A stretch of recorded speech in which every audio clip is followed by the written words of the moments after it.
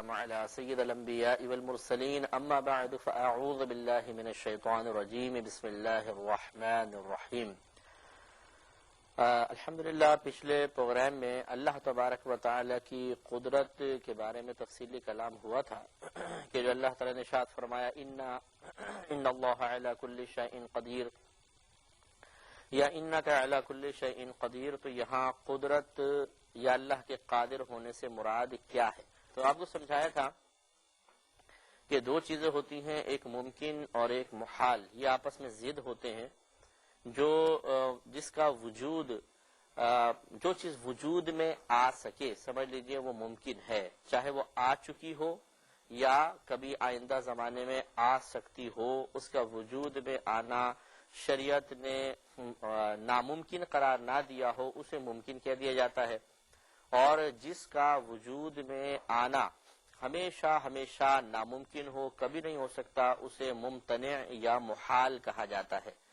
جیسے دوسرے رب کریم کا، دوسرے اللہ خدا کا ہونا، یا جیسے کہا جاتا ہے کہ معاذ اللہ ثم معاذ اللہ، اللہ تعالیٰ کا جھوٹ پر قادر ہونا، کسی گناہ پر قادر ہونا، یہ کبھی بھی نہیں ہو سکتا. جب نہیں ہو سکتا تو اس کو محال کہا جائے گا، ممتنع کہا جائے گا. تو یہ آپ کو سمجھایا تھا کہ جو اللہ نے ارشاد فرمایا کہ ان اللہ علی کل شیء قدیر، بے شک اللہ تبارک و تعالی ہر شے پر قادر ہے. تو یہاں شے سے مراد صرف ممکنات ہیں، محالات مراد نہیں لیں گے، کیونکہ محالات جتنی بھی چیزیں ہیں ان میں ذاتی اعتبار سے ایسا نقص، ایسی کمی، ایسی کوتاہی پائی جاتی ہے کہ وہ اللہ تبارک و تعالی کی قدرت کے تحت آنے کی صلاحیت ہی نہیں رکھتے ہیں. اور اس کی وضاحت ہم نے کر دی تھی کہ ان کا اللہ تعالیٰ کی قدرت کے تحت نہ آنا ان کی اپنی کوتاہی اور قصور کی بنا پر ہے. اس سے اللہ تبارک و تعالیٰ کی قدرت میں کوئی کمی یا نقص پیدا نہیں ہوگا. اسی سے ضمن یہ مسئلہ بھی معلوم ہو گیا. ہم اپنے مسائل کو آگے لے کے چلتے ہیں کہ دو باتیں پتہ چلی. پہلی بات تو یہ کہ ممکن وہ شے ہے جو معرض وجود میں آ سکے. ضروری نہیں ہے کہ ہر ممکن وجود میں آ بھی جائے، یہ ضروری نہیں ہے. جیسے مثال کے طور پر کسی کا، جو مثال کے طور پر میں یہ اٹھا کر اور یہ کیمرے میں مار دوں، ممکن تو ہے، لیکن انشاءاللہ میرا ذہن اس حد تک کبھی انشاءاللہ نہیں جائے گا کہ اٹھا کر مار دیا جائے. تو یہ ایک ایسا ممکن ہے کہ جو اپنی ذات کے اعتبار سے محال تو نہیں ہے، اس لیے ممکن کہیں گے، لیکن کیا بھی کبھی یہ وجود میں آ سکتا ہے؟ کیا کبھی ایسا واقع ہو سکتا ہے؟ تو ہماری عقل یہی کہتی ہے کہ نہیں. ایک ذی شعور، ذی عقل انسان کسی چیز کو اٹھا کر بلا وجہ کیمرے وغیرہ پر نہیں مارے گا. اسی طرح ہزارہا ممکنات ہیں کہ ہم ان کو ممکن کہیں گے، لیکن ضروری نہیں ہے کہ وہ معرض وجود میں آ جائیں. جیسے پوری دنیا کو سونے کا بنا دینا، یہ اللہ تبارک و تعالیٰ کے لیے کوئی مشکل نہیں ہے، ممکن ہے. لیکن صحیح احادیث کریمہ وغیرہ یہ بتاتی ہیں کہ ایسا کبھی ہوگا نہیں. یہ دنیا اسی حالت میں رہے گی حتیٰ کہ قیامت قائم ہو جائے گی. تو بعض چیزیں ایسی ہوتی ہیں جو اپنے وجود یا ذات کے اعتبار سے ممکنات میں شامل ہوتی ہیں، یعنی وہ آئندہ کبھی زمانے میں وجود میں آ سکتی ہیں. اگر آپ تصوراتی اعتبار سے غور و تفکر کریں تو آپ کا ذہن یہی کہے گا کہ ہاں یہ وجود میں آ سکتی ہیں، لیکن کیا وہ وجود میں آ گئیں یہ ضروری نہیں ہے. تو لہذا خلاصے کلام یہ ہوا کہ ممکن وہ شے ہے جو وجود میں آ سکتی ہے، لیکن یہ ضروری نہیں کہ وہ وجود میں آ بھی جائے. تو کسی چیز کا وجود میں نہ آنا اسے محال نہیں بنا دے گا، کیونکہ ہم یہ دیکھیں گے کہ وجود میں کبھی وہ آ سکتی ہے یا نہیں. اگر آ سکتی ہے تو اسے ممکن کہہ دیا جائے گا، اور کبھی بھی اس کا وجود نہیں پایا جا سکتا، بالکل شریعت منع کرتی ہے یا عقل منع کرتی ہے، تو پھر ہم اسے ممتنع یا محال کہیں گے. دوسرا نتیجہ یہ نکلا کہ اللہ تبارک و تعالی ہر گناہ سے، ہر عیب سے پاک و صاف ہے، کیونکہ اللہ تبارک و تعالی بالکل مطلب پاک ذات ہے. وہ پاکی کو پسند فرماتا ہے، اور گناہ اور عیوب یہ گندی چیزیں ہیں. اور اللہ تعالی کی ذات پاک ہر صفات قبیحہ سے پاک و صاف ہے. وہ تو تمام صفات کمالیہ کا جامع ہے.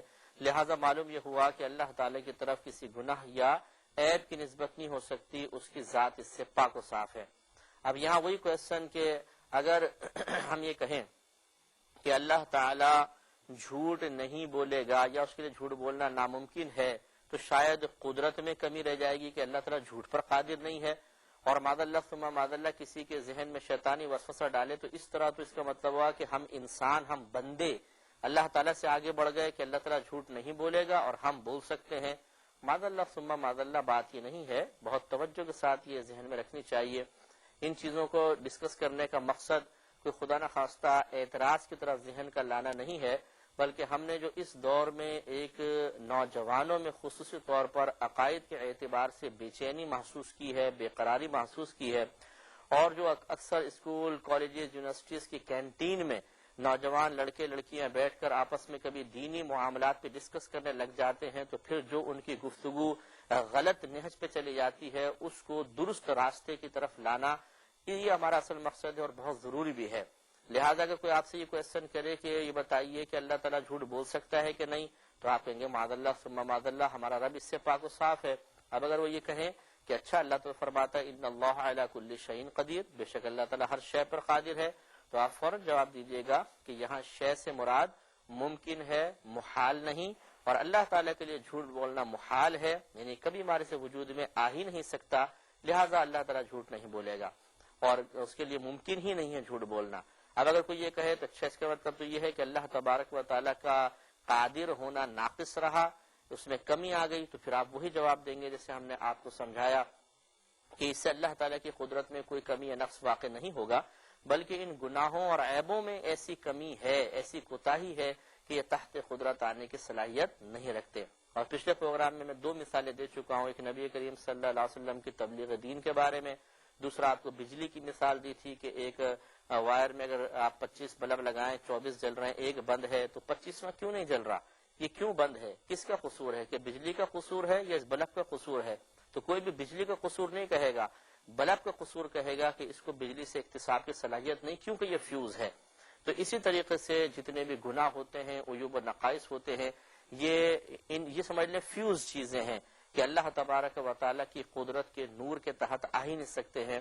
تو لہٰذا اب اگر یوں کہہ دیا جائے، جیسے بعض حضرات کہہ بھی دیتے ہیں جی ہمارا اللہ تعالیٰ جو ہے وہ جھوٹ بولنے پہ قادر نہیں ہے، معاذ اللہ ثم معاذ اللہ. یا جیسے کویشچن کیا جائے کہ کیا اللہ تعالیٰ اتنا بڑا پتھر اٹھا سکتا ہے، بنا سکتا ہے جو خود نہ اٹھا سکے؟ تو اب یہ اس پر کہنا کہ معاذ اللہ ثم معاذ اللہ، جی نہیں، ہمارا رب جو ہے وہ بعض کام ایسے بھی ہیں جو خود وہ نہیں کر سکتا، تو یہ نہیں کہیں گے، یہ نہیں کر سکتا. اللہ تبارک و تعالیٰ ہر شے پر قادر ہے، لیکن ممکنات اور محالات میں خود صلاحیت ہی نہیں ہے، ان میں کمی ہے، کوتاہی ہے، وہ قدرت کے تحت نہیں آ سکتے. اس طریقے سے انتہائی ادب کے ساتھ آپ اللہ تبارک و تعالیٰ سے ان چیزوں کی نفی بھی کر لیں گے، محالات کی نفی، اور انشاءاللہ اللہ تعالیٰ کی طرف عاجز ہونے کی نسبت بھی نہیں کی جا سکے گی. اب انشاءاللہ ایک مزید عقیدے کے اوپر تھوڑا سا کلام کریں گے جس کا تعلق یقیناً کفر و اسلام سے تو نہیں ہے، لیکن یہ بہت ہی مشہور بحث ہے کہ کیا اللہ تبارک و تعالی کا دیدار دنیا میں ممکن ہے یا نہیں، اور آخرت میں یہ دیدار نصیب ہوگا یا نہیں. تو پہلے تو کہ اللہ تعالیٰ کو دیکھا جا سکتا ہے کہ نہیں، اس پہ کلام، پھر دنیا میں دیکھا جا سکتا ہے یا نہیں، پھر آخرت میں دیکھا جا سکتا ہے یا نہیں. تو اس پر انشاءاللہ ہم کلام ضرور کریں گے، اور یہ بہت ہی اہم بحث ہے اس اعتبار سے کہ اس میں بہت سارے وساوس پیدا ہوتے ہیں، اور صحیح عموماً عقیدہ اور تصور ایک مسلمان کے ذہن میں نہیں ہوتا. تو انشاءاللہ آج کا یہ بیان سننے کے بعد اگر ہم اس پروگرام میں اس پورے بیان کو کرنے میں کامیاب ہو گئے تو بہت اچھا، ورنہ نیکسٹ پروگرام میں انشاءاللہ ضرور یہ کمپلیٹ ہو جائے گا. تو آپ ملاحظہ فرمائیں گے کہ انشاءاللہ اس پروگرام کو دیکھنے کے بعد رؤیت باری تعالی کے بارے میں، یعنی اللہ تبارک و تعالی کو دیکھنے کے بارے میں درست نظریہ، درست عقیدہ اور درست خیال آپ کے ذہن میں راسخ ہو چکا ہوگا. لہذا پہلے تو ایک یہ بات یاد رکھیے، ہم دنیا کے پہلے معاملہ لیتے ہیں. اسلامی عقیدہ یہ ہے کہ دنیا میں اللہ تبارک و تعالی کا دیدار اپنی ظاہری آنکھوں سے سوائے ہمارے نبی کریم صلی اللہ علیہ وسلم کے اور کوئی نہیں کر سکتا. صرف یہ ہمارے نبی کریم صلی اللہ علیہ وسلم کا خاصہ ہے کہ آپ نے سفر معراج میں جب آپ تشریف لے گئے تو اپنے رب کو 2 مرتبہ باقاعدہ اپنی چشمان ظاہری سے ملاحظہ فرمایا.